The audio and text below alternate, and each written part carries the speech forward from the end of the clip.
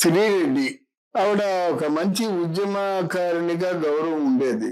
Film chamber దగ్గరకు వచ్చి ఆవిడ అర్ధనగ్నంగా ఆ ఫిలిం ఛాంబర్ పెద్దల ముందు ప్రదర్శించడం, ఏదో ఛానల్ ఆవిడకి వత్తాసు పలకడం, సపోర్ట్ చేసిందో ఏదో వాళ్ళకి తెలియాలి. అయితే దాంతో ఆవిడ ఒక నాయకురాలు అయిపోయింది అన్నమాట.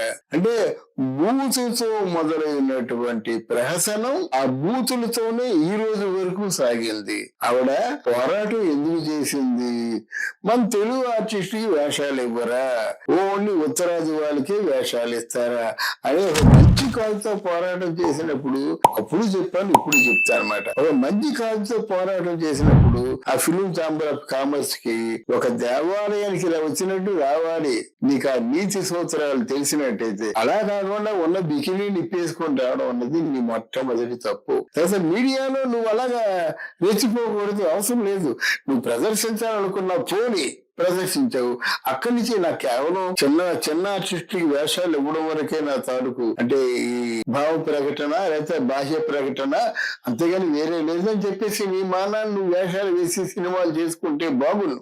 నువ్వు అప్పనంగా వైసీపీ పార్టీకి దొరికావు. నేను ఇంకెవరో అన్నాళ్ళే అంబటి రాంబాబు శ్రీరెడ్డి మాత్రం ఏదైనా జైల్లో పెట్టినట్టయితే నేను ఆత్మహత్య చేసుకుంటాను. ఎవరిని బెదిరిస్తారండి మీరు?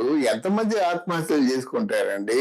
మీ చావు మూడితే మీరు ఆత్మహత్య చేసుకుంటారు, మీ చావు మూడకపోతే మీరు ఆత్మహత్య చేసుకున్నా బతికేస్తారు. అంతేగాని శ్రీరెడ్డి జైల్లో పెడితే మీరు ఆత్మహత్య చేసుకోవడం ఏంటి? మీ శిష్యురాలుగా ఉంది, మీరు చెప్పన్నట్టు చెప్పింది, మీరు తిట్టమన్నట్టు తిట్టింది.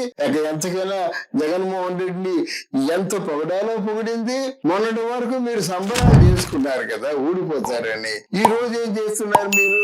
ఇప్పుడు శ్రీరెడ్డి ఏం చేస్తుంది? వైసీపీ పార్టీకి ప్రేమ లేక పంపించిందని మా వాళ్ళు అడుగుతున్నారు. నిజమే, ఇప్పుడు ఇన్నాళ్ళు నన్ను ఏదో కరివేపాకులా వాడుకున్నారు, నాకు పైసా ఇవ్వలేదు, నేను శ్యామల కంటే తీసిపోయానా, నాకు ఆ మాత్రం వాక్ స్వాతంత్రం లేదా, నేను ఆ మాత్రం మాట్లాడలేనా, రోజా కంటే తీసిపోయానా, బోరగడ్డ అనిల్ కంటే తీసిపోయానని ఏడుస్తుంది నిత్యం నూరు కట్టుకొని. అయితే ఒకప్పుడు శ్రీరెడ్డి గురించి నాకు ఆవిడ మీద సానుభూతి ఉండేది. ఏంటంటే అయ్యో పాపం మంచి కాజు గురించి పోరాటం చేస్తుందంటే నా మీదే కేసు పడిపోయింది.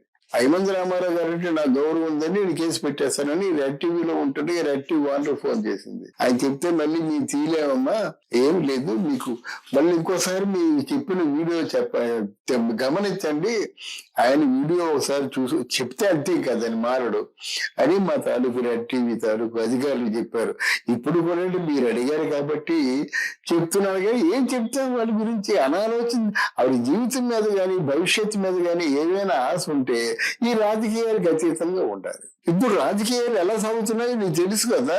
తెలియపోతే అయ్యో నాకేమి తెలియదండి, మాయా మర్మం తెలియదండి, ఈ రాజకీయాల్లోకి వచ్చేసారంటే అర్థం ఉంది. అరే 5 సంవత్సరాలు బట్టి రాజకీయాల్లో నలిగిపోతున్నావు, ఎవరే మాట అంటే ఆ మాటను అంటున్నావు, ఎవరిని తిట్టమంటే వాళ్ళు తిడుతున్నావు.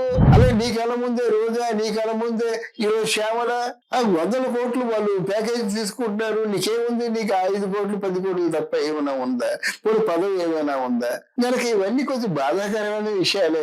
ఎప్పటికైనా కళ్ళు తెలుసుకొని తన ఎవరి భవిష్యత్తుని ఎవరు చక్కదిద్దరండి. వాళ్ళ అంటే ఆవిడ భవిష్యత్తుని ఆవిడే చక్కదిద్దుకోవాలి. నోరు పారేసుకుంటే ఏముందంటే సొసైటీలో నీకు ఉన్నటువంటి క్రెడిబిలిటీ మిస్ అయిపోతావు.